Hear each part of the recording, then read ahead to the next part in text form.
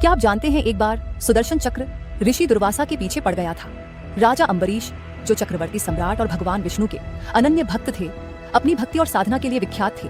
उन्होंने अपनी प्रजा का पालन धर्म पूर्वक किया और नियमित रूप से व्रत और यज्ञ का पालन किया। एक बार राजा ने एकादशी व्रत रखा और द्वादशी के दिन व्रत का पारण करने के लिए तैयार थे। उसी समय दुर्वासा ऋषि उनके महल में पधारे। राजा ने उनका आदर पूर्वक स्वागत किया और भोजन के लिए आमंत्रित किया।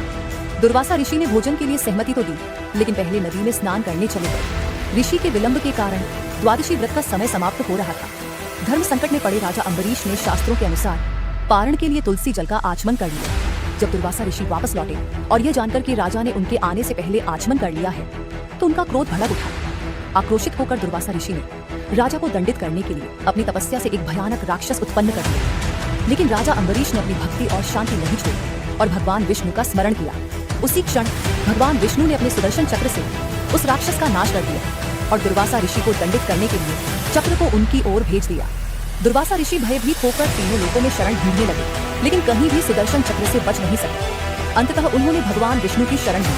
भगवान ने कहा, हे दुर्वासा, मेरा भक्त मेरा हृदय है। अम्बरीश ने आपको कभी कोई अपराध नहीं किया, आप उन्हीं की क्षमा प्राप्त करें। दुर्वासा ऋषि ने अम्बरीश के पास जाकर क्षमा मांगी। राजा ने सहृदयता से उन्हें क्षमा कर दी। इस घटना ने दुर्वासा ऋषि को अहंकार का त्याग और भक्ति का महत्व सिखाया।